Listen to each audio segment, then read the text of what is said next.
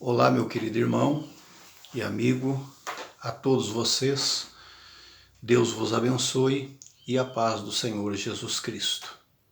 Estamos aqui mais uma vez para nós estudarmos a palavra de Deus.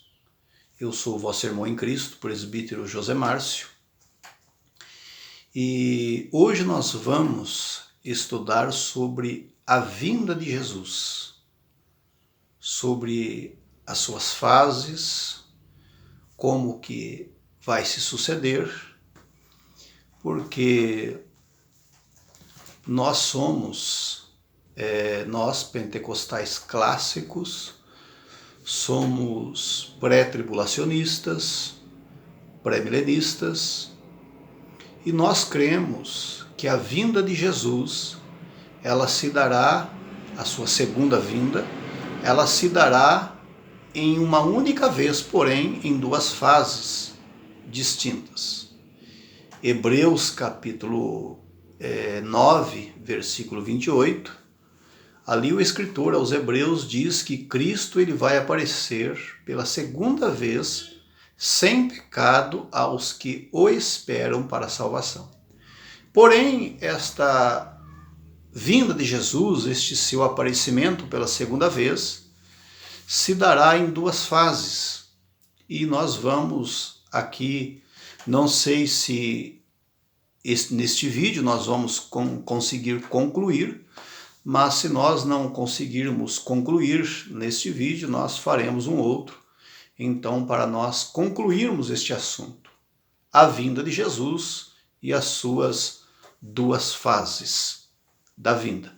E para nós tomarmos como base deste assunto, que nós iremos estudar aqui hoje, nós queremos ler na carta de Paulo, primeira epístola do apóstolo Paulo, primeira carta de Paulo aos Tessalonicenses, capítulo de número 4, a partir do versículo 13, que nos diz assim: Não quero, porém, irmãos, que sejais ignorantes acerca dos que já dormem, para que não vos entristeçais como os demais que não têm esperança. Porque se cremos que Jesus morreu e ressuscitou, assim também aos que em Jesus dormem, Deus os tornará a trazer com ele. Dizemos-vos, pois isto pela palavra do Senhor, que nós, os que ficarmos vivos para a vinda do Senhor, não precederemos os que dormem, porque o mesmo Senhor descerá do céu com alarido e com voz de arcanjo e com a trombeta de Deus. E os que morreram em Cristo ressuscitarão primeiro. Depois nós, os que ficarmos vivos, seremos arrebatados juntamente com eles nas nuvens a encontrar o Senhor nos ares, e assim estaremos sempre com o Senhor. Portanto, consolai-vos uns aos outros com estas palavras. 1 Tessalonicenses, capítulo 4, do versículo 13 ao 18. Então, meus amados irmãos, para este estudo como base aqui, para nós falarmos deste assunto, eu estou aqui com alguns materiais e eu quero usar aqui um deles, este aqui, calendário da profecia do pastor Antônio Gilberto. Pastor Antônio Gilberto foi um pastor de nossa igreja, da Assembleia de Deus, Ministério do Belém.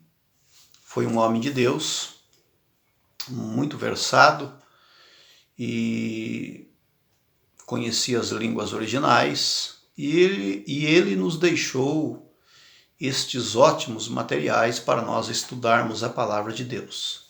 Estou aqui também em minhas mãos com a Bíblia de Estudo Pentecostal, né? Esta ótima Bíblia, ela a sua linha teológica é de acordo com a nossa fé pentecostal, somos pentecostais clássicos, né? E eu estou aqui com estes materiais. E para se falar deste assunto, eu quero tomar aqui o calendário da profecia do pastor Antônio Gilberto. A vinda de Jesus. A vinda de Jesus, meus amados irmãos, a sua segunda vinda, como nós já falamos, Hebreus 9, 28, o escritor aos Hebreus, ele fala da segunda vinda de Jesus. Ele virá sem pecado. Como assim sem pecado? Ele não virá como da primeira vez, pois da primeira vez ele veio para tratar de pecados, para morrer por nós, ser crucificado naquela cruz, morrer por nós, e então a Bíblia diz que ele levou os nossos pecados sobre o madeiro. Então da primeira vez ele veio para salvar a humanidade naquela cruz, redimir a humanidade, resgatar a humanidade. Todos pecaram e destituídos estão da glória de Deus. Né? Pela graça sois salvos por meio da fé. Isso não vem de vós, é dom de Deus. Então Jesus veio tratar de pecados. Ele veio redimir pecados. Eis o Cordeiro de Deus que tira o pecado do mundo. Evangelho de João 1:29. Porém, na segunda vez, agora, ele virá sem pecado aos que o esperam para a salvação. Porém, essa segunda vinda, ela se dará em duas fases. A primeira dela, muito criticada por aqueles que não acreditam, eles zombam.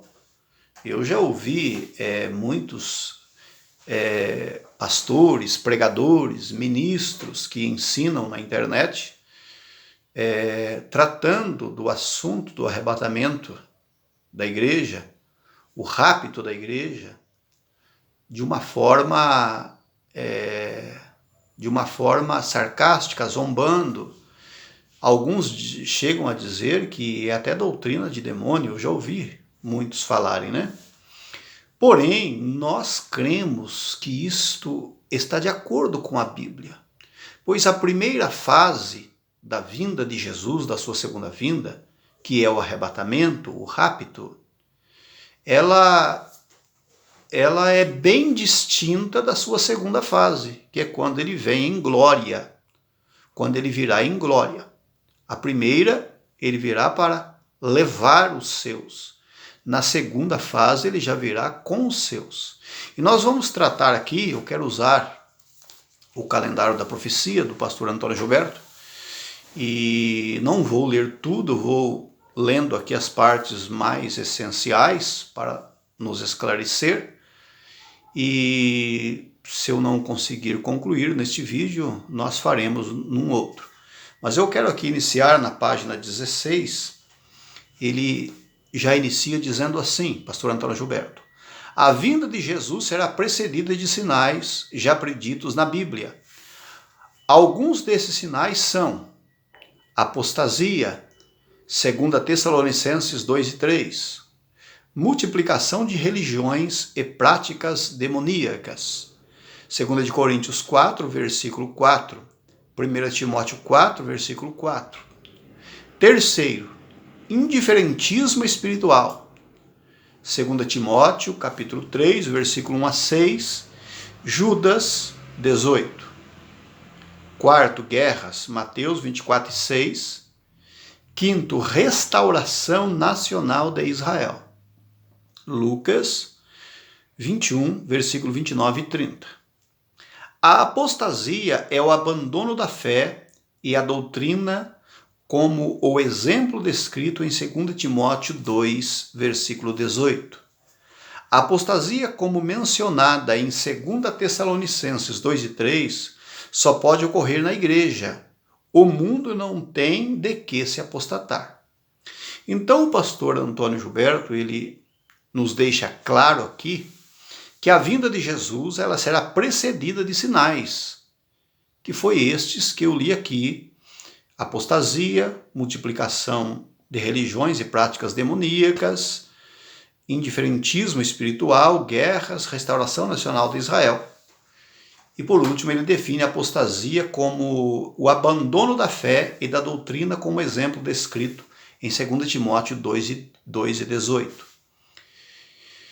E ele diz que a apostasia de 2 Tessalonicenses 2, versículo 3, ela só pode ocorrer dentro da igreja, pois o mundo ele não tem de que se apostatar. O mundo já é apostatado, né? E ele diz: a frieza espiritual, o modernismo teológico, o mundanismo, o materialismo filosófico, o conformismo e o desvio espiritual avolumando-se no meio do mundo chamado cristianismo professo. Tudo isso acontecendo no meio do cristianismo professo, sinais para a vinda de Jesus. Ele fala mais da apostasia de 2 Tessalonicenses, aqui nessa página 16, ele diz: a apostasia de que trata 2 Tessalonicenses 2 e 3 é um caso especial, é a apostasia total. Desculpa. Então ele diz que é uma apostasia total. Será uma apostasia de uma forma no seu grau máximo, podemos assim dizer. Porque esta apostasia de 2 Tessalonicenses será a apostasia que acontecerá na manifestação do homem do pecado por ocasião da tribulação, né? Enfim, esse é o contexto ali de 2 Tessalonicenses 2. E ele segue a vinda de Jesus e os povos bíblicos. A vinda de Jesus, ela está relacionada com estes povos que nós iremos mencionar aqui. Nós não podemos colocar a vinda de Jesus relacionada com outros tipos de povo, a não ser estes três que a Bíblia ela nos apresenta. Então diz: a vinda de Jesus e os povos bíblicos. A vinda de Jesus está relacionada com os três grupos de povos, em que Deus mesmo divide a raça humana. Os povos da terra, considerados sob o ponto de vista humano, estão divididos nos mais diversos grupos étnicos. Mas Deus, considerando a humanidade sob o ponto de vista divino, divide-se em três segmentos: judeus, gentios e a igreja de Deus.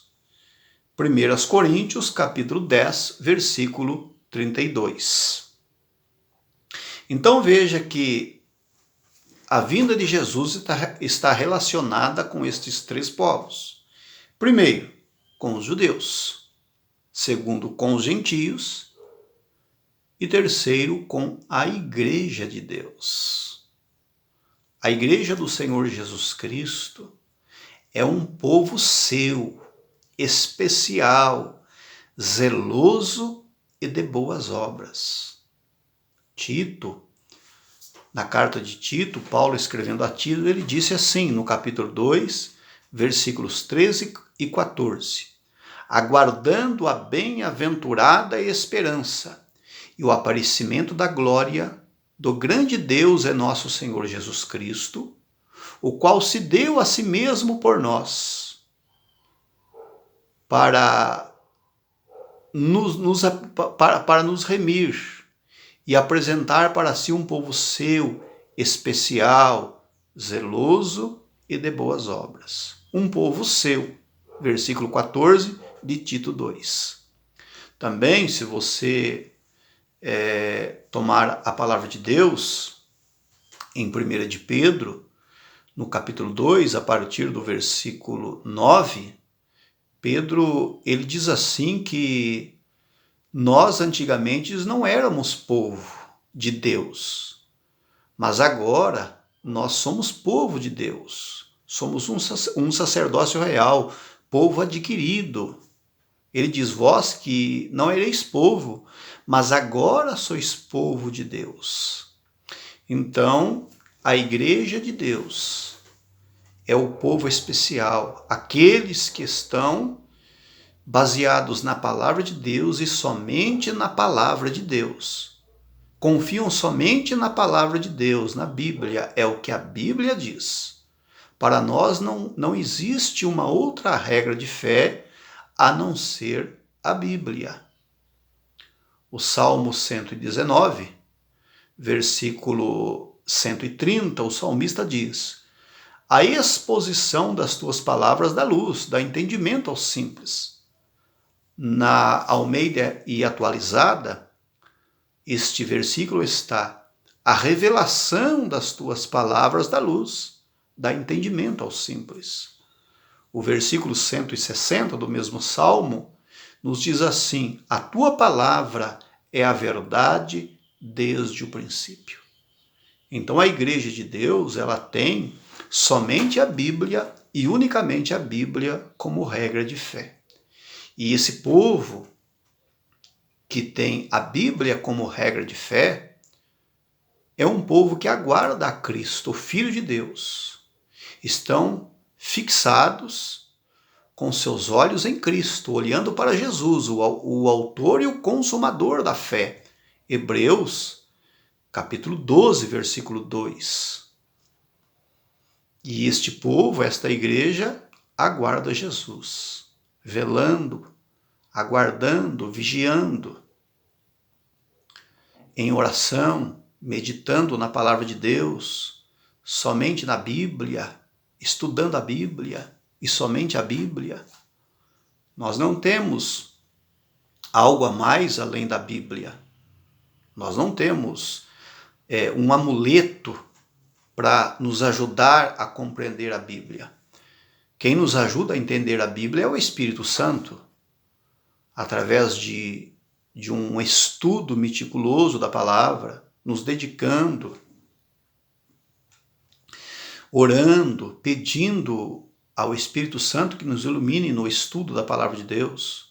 E lendo, é lógico, além da Bíblia, bons livros, que não são amuletos, mas são livros avaliados por pessoas gabaritadas, que têm uma vida na palavra de Deus, e livros que, pelo exame meticuloso, nós vemos que ele está baseado na verdadeira doutrina apostólica, né?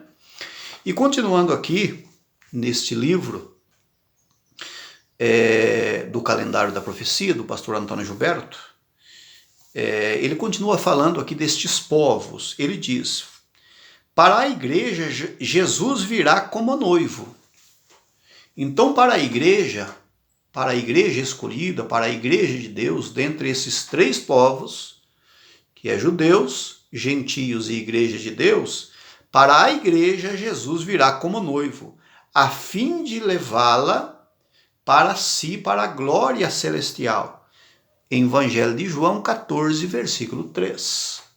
Aonde ali ele nos diz assim: não se turbe o vosso coração, credes em Deus, crede também em mim, na casa de meu pai há muitas moradas, se não for assim, eu vou teria dito, vou-vos preparar lugar, e quando eu for e vos preparar lugar, eu virei outra vez e vos levarei para mim mesmo. Então essa é a promessa. Essa é a promessa de Jesus voltar, de nos levar, né? Isso inclui todos os santos de todos os tempos. Então, para a igreja ele virá como noivo. Agora, para Israel, como que Jesus virá para Israel? Para Israel, Jesus virá como seu Messias libertador, após prová-lo, expurgá-lo mediante a grande tribulação. Mateus, capítulo 23, versículo 39, também o versículo também 26, 64 e Romanos 11, 26. Para Israel, Jesus virá como seu Messias, como seu libertador. Jesus, após ele descer, ali no capítulo 19 do Apocalipse, quando ele virá montado em seu cavalo branco, com seus exércitos o seguindo, e nós podemos ir em outros textos bíblicos, em Zacarias 14, por exemplo, se você tomar do versículo 1 até o 4, por ali, diz que ele descerá sobre o Monte das Oliveiras. e o Monte das Oliveiras será fendido pelo meio. Nessa vinda, quando Jesus vem, já é a sua vida em glória, ele virá para Israel, ele virá para socorrê-los. E então, em meio a Israel, ali muitos o reconhecerão como Messias. Aí ele será então aceito pela nação de Israel como seu libertador. Para os gentios agora, para os gentios, isto é, as nações em geral. Então agora é para todas as nações, não é para a igreja, não é para Israel, mas é para todas as nações. Jesus virá como Rei dos Reis e Senhor dos Senhores, e juiz para julgá-los, e após isso reinar sobre eles com vara de ferro, isto é, com justiça. Salmos 2, versos 6 a 10, Salmo também 96 e 13. Então, para os gentios, para as nações, Jesus virá como Rei dos Reis. No final da grande tribulação, no final dos 7 anos de tribulação, haverá então a batalha do Armagedon e depois o juízo das nações. Mateus capítulo 25. Ali em Mateus capítulo 25 nós encontramos ali o juízo das nações. Muitos confundem aquele juízo achando que está falando do juízo final. Não, ali é julgamento de nações vivas. Pessoas que serão julgadas logo após a batalha do Armagedon. E ali nós encontramos ali 2 tipos de povos que serão julgados. Serão os bodes e as ovelhas. E também nós encontramos os irmãos, porém esses irmãos que estão ali não serão julgados. Eles são os irmãos das ovelhas, daqueles que passarão pelo juízo das nações e adentrarão ao milênio de Cristo. A vinda de Jesus relacionada com os gentios será uma plena manifestação como o Deus forte da profecia de Isaías 9,6. Não estamos afirmando que Jesus virá 2 vezes ou 3 vezes, e sim que sua vinda relaciona-se com 3 grupos de povos, conforme a divisão bíblica em 1 de Coríntios, capítulo de número 10, versículos 32. Então aqui neste estudo do calendário da profecia, pastor Antônio Gilberto deixa bem claro que a vinda de Jesus para estes 3 povos não quer dizer que será 3 vindas, uma para cada povo, não. Quando ele vier, ele tratará com estes 3 povos, levará a sua igreja embora, tratará com a nação de Israel no período tribulacional, e tratará com as nações no juízo das nações e governará sobre elas com vara de ferro durante o milênio, os 1000 anos de paz, os 1000 anos do governo de Cristo aqui nesta terra. Continuando então aqui no calendário, o pastor Antônio Gilberto, ele nos fala agora da primeira fase da vinda de Jesus. A primeira fase desta vinda, desta segunda vinda, porque a primeira vinda foi quando ele veio lá na manjedoura, lá em Lucas capítulo 2, na cidade de Davi vos nasceu hoje o Salvador, que é Cristo o Senhor. Capítulo 2, versículo 11 de Lucas. Porém, esta vinda que nós estamos tratando aqui é a segunda vinda. E nós já vimos que nesta segunda vinda ele virá tratar com 3 povos. Virá buscar a sua igreja, tratar com Israel no período tribulacional e também tratar com as nações, com os povos de todas as nações, no juízo das nações e governar sobre elas no reino milenal, nos 1000 anos do seu reinado aqui na terra. E ele agora começa nos falando sobre a primeira fase desta vinda, que é o arrebatamento. O arrebatamento da igreja, o rapto da igreja. Muito criticado pelos pelos nossos irmãos que não creem no arrebatamento. Eles juntam passagens do arrebatamento com a sua vinda literal e colocam tudo como se fosse a mesma vinda. Não, existe uma diferença muito grande entre o arrebatamento e a sua vinda em glória, que todo olho verá. E eles nos criticam dizendo, será que existe realmente o arrebatamento secreto e tal? Porém, meus amados irmãos, este assunto ele é bíblico. Este assunto ele está na palavra. Se não existe um arrebatamento, por que Paulo disse serão arrebatados? 1 Tessalonicenses, capítulo 4, versículos 16 e 17, mais propriamente o 17. O mesmo Senhor descerá do céu com alarido, com voz de arcanjo e com a trombeta de Deus. Os que morreram em Cristo ressuscitarão primeiro. Depois nós, os que estivermos vivos, seremos arrebatados nas nuvens a encontrar com eles nos ares, né? A encontrar o Senhor nos ares. Então veja que Paulo trata do arrebatamento. E ele diz em 1 Coríntios, capítulo 15, versículo 52, dizendo que é um mistério. Eis que vos digo um mistério. Na verdade, nem todos dormiremos, isto é, morreremos, mas transformados seremos todos, num abrir e fechar de olhos, disse Paulo. Então veja que o arrebatamento ele é num abrir e fechar de olhos. É uma vinda iminente. É a vinda iminente de Jesus, que só vai ver quem participar da vinda, a igreja, porque a igreja será raptada, será arrebatada. Então somente ela que vai presenciar, verá e ouvirá o som da trombeta. O mundo não terá parte no arrebatamento.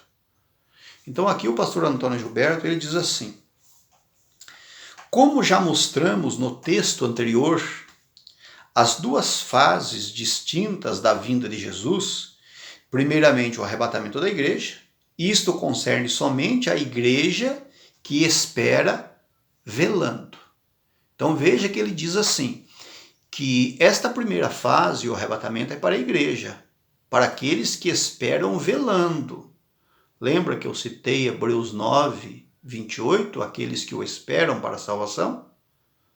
Então nós temos que estar vigiando. Esta é a vinda iminente.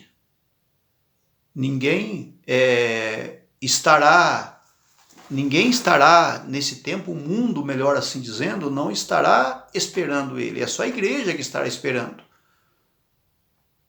E nós não sabemos quando isto vai acontecer. Por isso temos que estar vigiando. Vigiai, pois, porque não sabei o dia e a hora em que há de vir o vosso Senhor.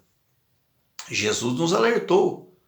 Muito embora ele não falou lá em 24 de Mateus de uma forma clara sobre o arrebatamento. Mas ele nos deixou ali lampejos, ele nos deixou ali pistas, que é a vigilância, a iminência. Né?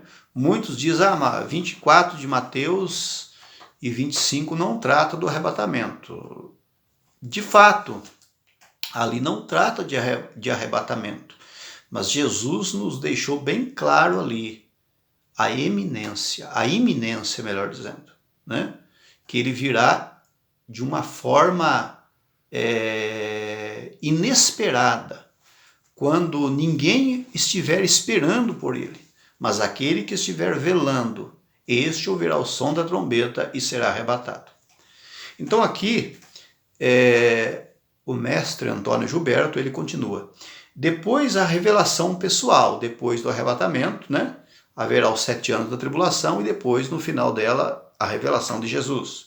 Isto concerne a Israel e as demais nações do mundo sobreviventes naquela ocasião. A população do mundo estará muito reduzida no momento da aparição de Jesus para julgar as nações. Então, quando Jesus, no final dos 7 anos de tribulação, quando ele vier na sua vinda em glória, a população da terra estará muito reduzida, devido às mortes que ocorrerão durante os 7 anos de tribulação. Aí ele cita aqui Zacarias 12, versículo 9, você pode ler aí na sua Bíblia. Também Zacarias capítulo 14, versículos 16, aonde nos diz assim que todos aqueles que restarem de todas as nações que vieram contra Jerusalém subirão de ano em ano para adorar o Senhor na festa dos tabernáculos, né? Então, aqueles que vão sobreviver, porque no período tribulacional morrerá muita gente neste tempo. E ele segue aqui nos dizendo assim: esta passagem também tem a ver com aquela. Esta passagem tem a ver com aquela ocasião. Israel estará também dizimado. Naqueles dias e naquele tempo, diz o Senhor, buscar-se a iniquidade de Israel, e já não haverá os pecados de Judá, mas não se acharão, porque perdoarei aos remanescentes que eu deixar. Jeremias capítulo 50, versículo 20. Israel também estará dizimado. Se você for para o capítulo de número 12 do Apocalipse, a mulher ali que está vestida do sol, tem a lua debaixo dos pés, uma coroa de 12 estrelas sobre a sua cabeça, aquela mulher, ela é Israel, ela simboliza Israel. Leia Oséias capítulo 1, capítulo 2, né? Aquela mulher é Israel. As 12 estrelas é alusão às 12 tribos de Israel. E nós vemos ali que aquela mulher, durante o período tribulacional, ela irá fugir para o deserto, aonde ela já tem um lugar preparado por Deus para que ali ela seja guardada, protegida por 1260 dias, longe da vista da serpente, longe da vista da besta do anticristo. Esta região você pode encontrar em Daniel, capítulo de número 11, versículo 41, também Isaías, capítulo 16. Jesus falou desta fuga da mulher para o deserto. Em Mateus, capítulo 24, o versículo 20, se eu não estiver enganado. Ele diz assim: orai para que a vossa fuga não aconteça nem no inverno e nem no sábado. Jesus estava falando ali para o povo de Israel, para os judeus. Ele disse para eles: olha para que a vossa fuga não aconteça. Ele está falando daquela fuga lá de Apocalipse, capítulo 12. Você pode ler no capítulo 12 do Apocalipse, versículo 6, também versículo 14. Mas se você quiser um contexto melhor, leia todo o capítulo. No versículo de número 17, diz assim que o dragão irou-se contra a mulher e foi pelejar contra o resto da sua semente, os que guardam os mandamentos de Deus e têm o testemunho de Jesus. Então, a mulher é Israel.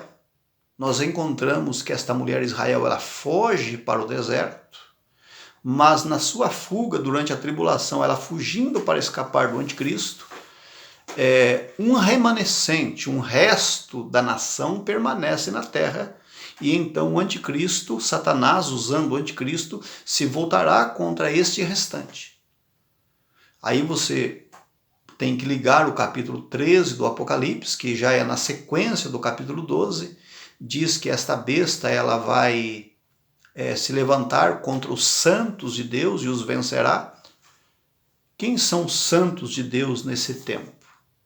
Esses santos, existe muitas questões, né? Se é só Israel, se é a igreja, enfim. Eu vejo que esses santos, eles são tanto israelitas, quanto também gentios de outras nações que nesse tempo tribulacional se voltarão para o Senhor.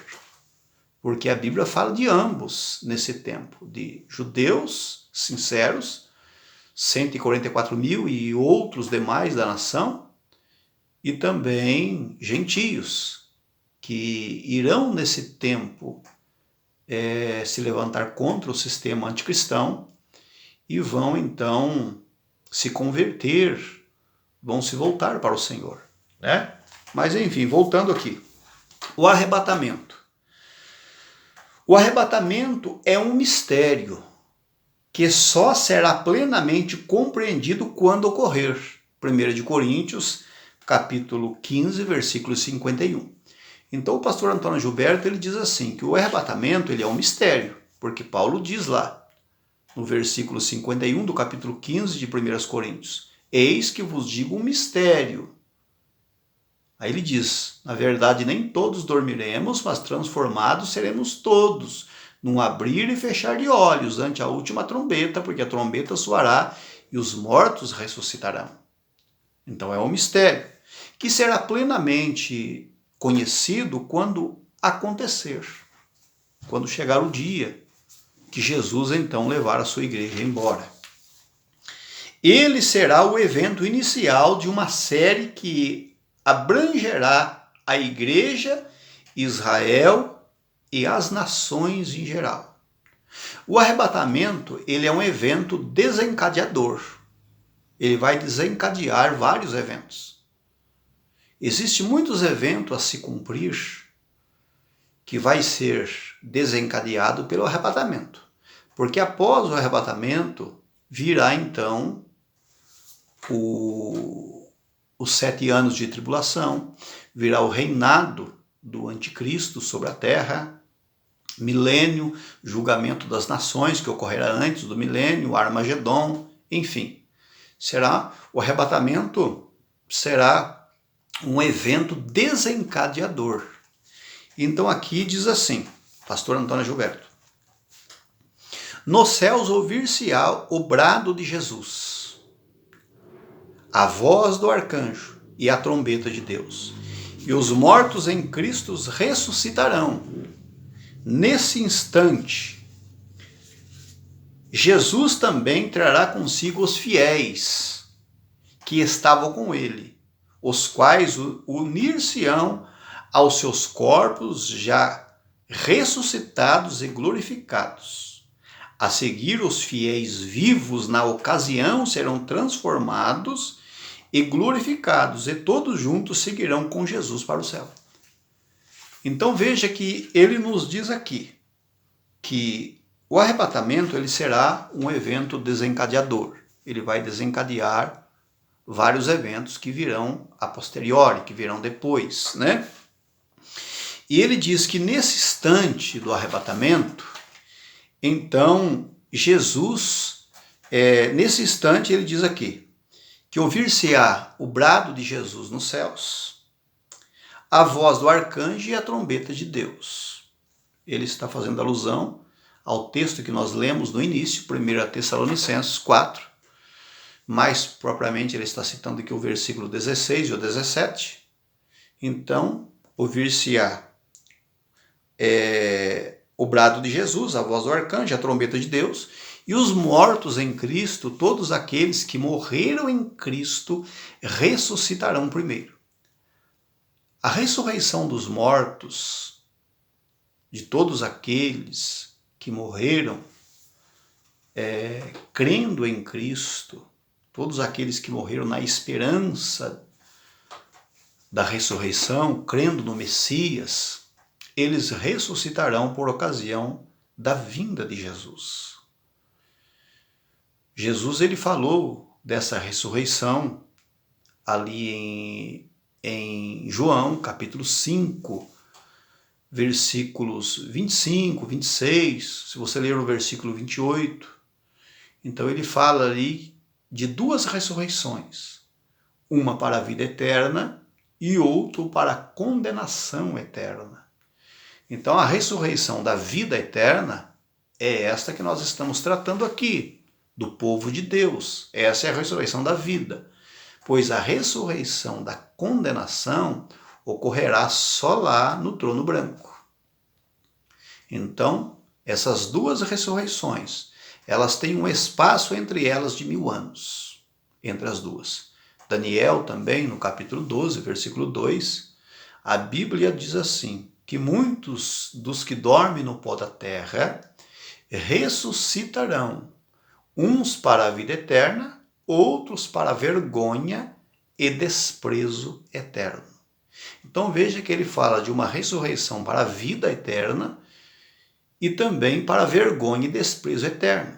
Porém, esta ressurreição, que é mencionado tanto por Jesus em João quanto por Daniel, não é um evento único para justos e injustos, para salvação e para condenação. Há um espaço entre a ressurreição do justo para a vida eterna e a do ímpio para a condenação e desprezo eterno. E a ressurreição do justo, que a Bíblia nos apresenta como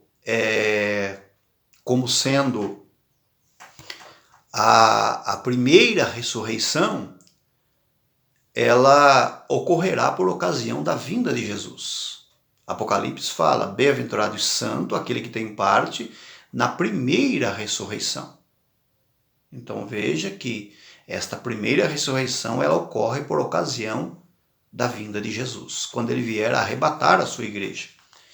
E continuando aqui, ele diz ainda que também aqueles que morreram em Cristo, todos aqueles que dormiram no Senhor Jesus, que partiram deste mundo salvos, cristãos, filhos de Deus, Jesus ele trará com ele e eles unir-se-ão aos seus corpos que ressuscitarão glorificados. Ah, irmão, mas isso está na Bíblia? Sim, é claro que está. Porque um cristão hoje, quando ele morre, o seu corpo vai para a sepultura. Você pode ler isto em Eclesiastes 9, versículos 5 e 6, né? Pois ali está tratando de assuntos debaixo do sol. A pessoa que morre, ele não sabe mais nada, todos os seus pensamentos perecem deste corpo. Também Salmo 145, eu creio, ou 146, versículo 5 e 6, fala também que o morto ele não sabe nada. Então a pessoa morre e ele vai para a sepultura. Porém, meus irmãos, o cristão, após a morte do corpo, ele segue-se para o paraíso. Nós encontramos que Jesus disse para o ex-ladrão, muitos dizem o ladrão, né? Ele não pode ser ladrão hoje, porque hoje ele está no céu e no céu não entra ladrão. Ele está no paraíso, mais propriamente dito, que é o terceiro céu. Isso está em 2 de Coríntios, capítulo 12. Ali, versículos 1, 2, 3, Paulo fala do terceiro céu e diz que esse terceiro céu é o paraíso. Se você for para Apocalipse 6, versículos 9, esse lugar é identificado como debaixo do altar de Deus. Almas clamando, né? Então, quando Jesus vier para ressuscitar os mortos e arrebatar os vivos, todos aqueles que morreram crendo em Jesus, que aceitaram a Jesus como o Filho de Deus enviado para salvar a humanidade, que morreram nesta esperança, crendo somente em Jesus como único mediador, como está em 1 Timóteo 2, versículo 5, como o nosso único Salvador, então estes ressuscitarão. Vão ressuscitar, todos estes ressuscitarão. Vale salientar aqui que, nesta ocasião da vinda de Jesus, ressuscitarão todos os mortos, desde o começo da humanidade, desde lá de Adão, todos têm que ressuscitar, né? Então esses ressuscitarão, unir-se-ão, eles descerão com Cristo, unir-se-ão aos corpos que ressuscitarão, e os que estiverem vivos por esta ocasião, o seu corpo será transformado num abrir e fechar de olhos. Paulo diz lá em 1 de Coríntios 15, a partir do 51, que este corpo mortal vai se revestir de imortalidade. Será um corpo glorioso.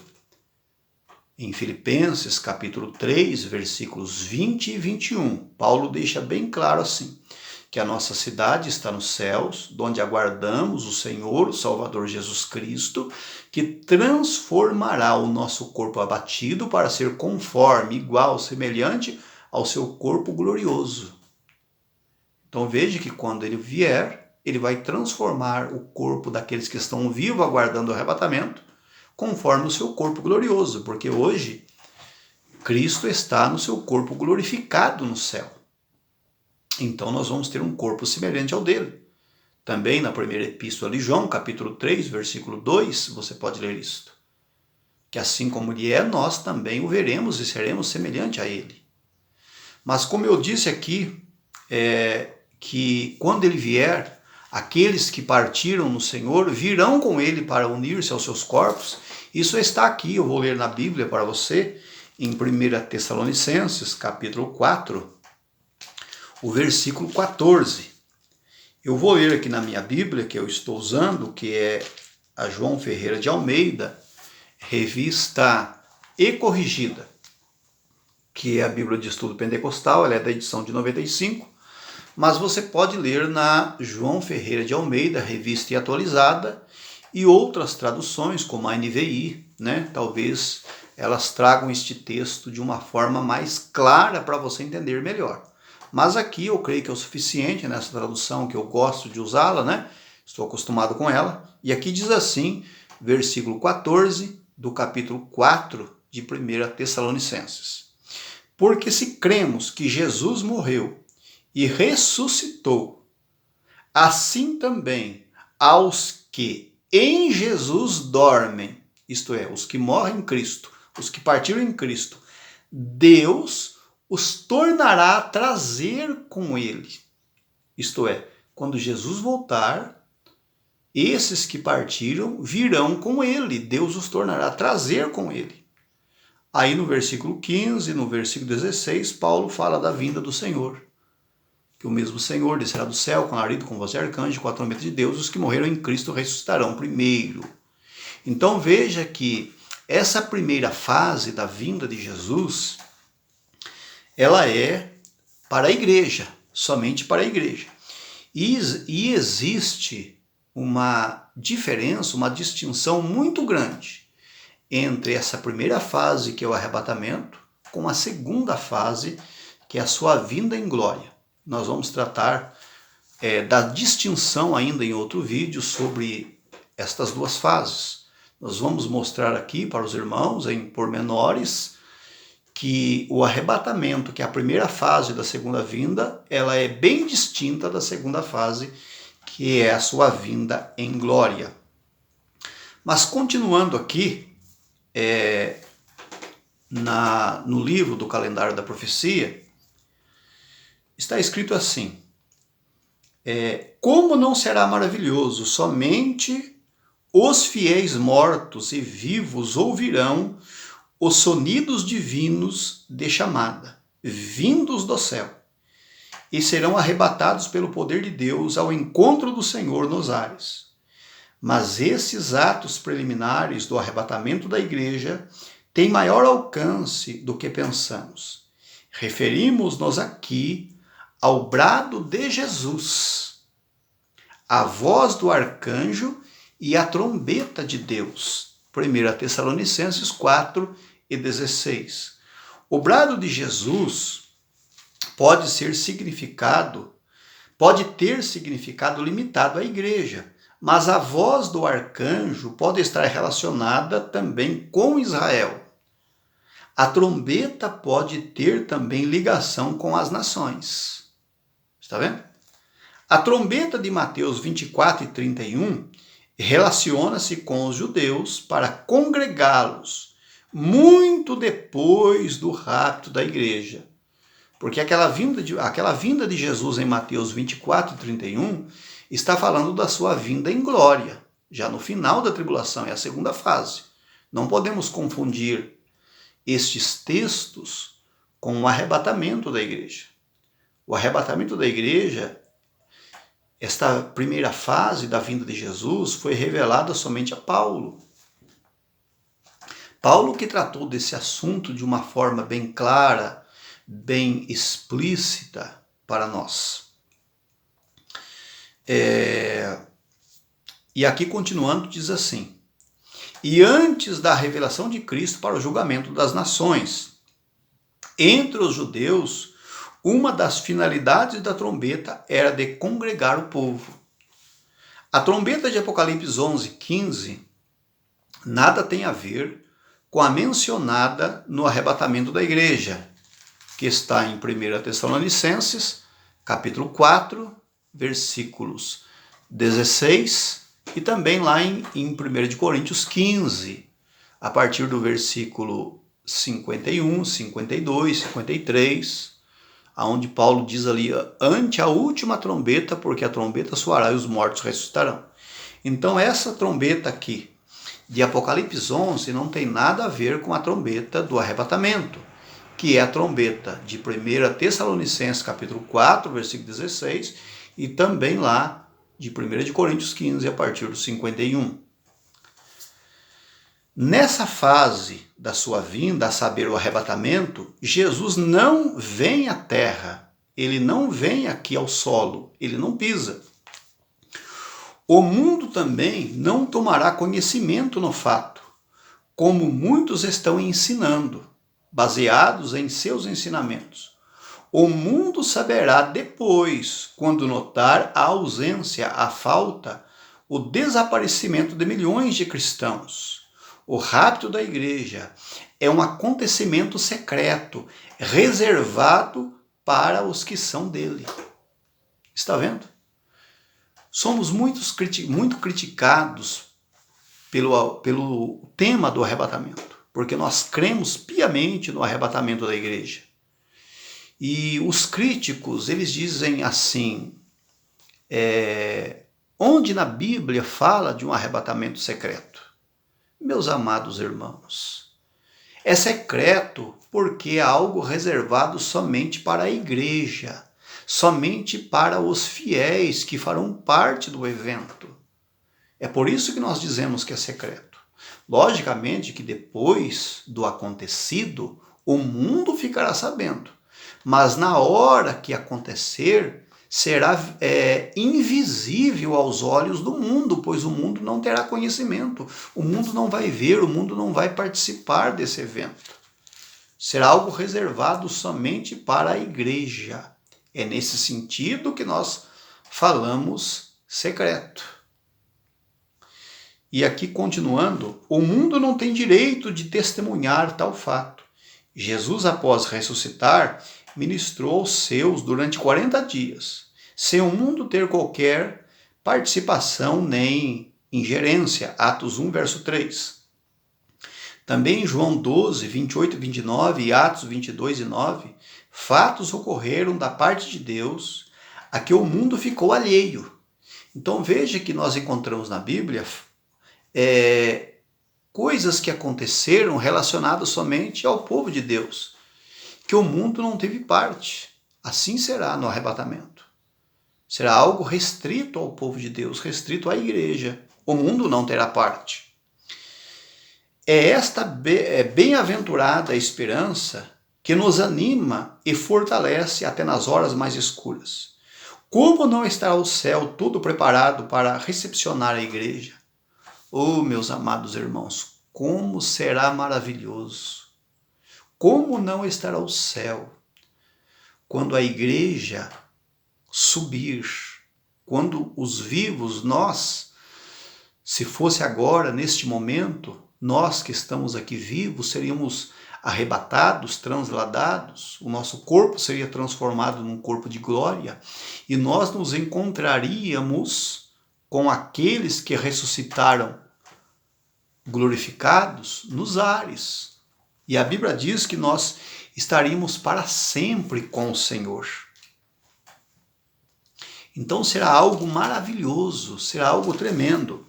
Quero ler aqui para os irmãos, aqui em 1 Tessalonicenses, olha o que diz aqui o versículo 17. Depois nós, os que ficarmos vivos, seremos arrebatados juntamente com eles nas nuvens, a encontrar o Senhor nos ares. Então os mortos ressuscitam, os vivos serão arrebatados, seus corpos serão transformados num abrir e fechar de olhos, 1 Coríntios 15, 52. O corpo será transformado de corruptível para incorruptível, de mortal para imortal, e nós encontraremos com aqueles que ressuscitarem nos ares. Então nós vamos encontrar com eles nas nuvens, e juntamente com eles nas nuvens nós vamos encontrar o Senhor nos ares, diz o versículo 17. Olha que maravilha! E nós vamos estar para sempre com o Senhor. Subiremos então para onde? Nós iremos para o tribunal de Cristo, o tribunal do Bema, que está em 2 de Coríntios, capítulo 5, versículo 10, Romanos 14, versículo 10. Também você pode ler em 1 de Coríntios, capítulo de número 3, logo ali no início do capítulo 3, fala-se dos galardões, né? Está tratando do tribunal de Cristo.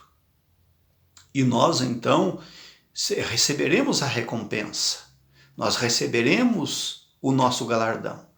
Porque o galardão será dado, a recompensa será dada na vinda de Jesus. Você pode ler isto em Mateus, em Apocalipse. Quero ler aqui algumas passagens para você, para nós encerrar, que trata desta recompensa por ocasião da vinda de Jesus, quando ele vir ressuscitar os mortos, quando ele vier então buscar a sua igreja e ressuscitar os mortos. Se você tomar a Bíblia em Mateus, capítulo de número 16, tem aqui um versículo muito importante, um versículo tremendo, que é o versículo 27, Jesus disse assim, porque o Filho do Homem virá na glória de seu Pai com os seus anjos, e então dará a cada um segundo as suas obras. Então, cada um receberá segundo as suas obras. No tribunal de Cristo, nós lemos ali em 2 de Coríntios 5 e 10, que nós havemos de comparecer diante do tribunal de Cristo para que cada um receba o que tiver feito por meio do corpo, bem ou mal. O tribunal de Cristo não é um tribunal para se julgar pecados, para se tirar salvação ou dar salvação. Ali é somente para galardoar. Você pode ler também em Apocalipse, capítulo 22, versículo 12.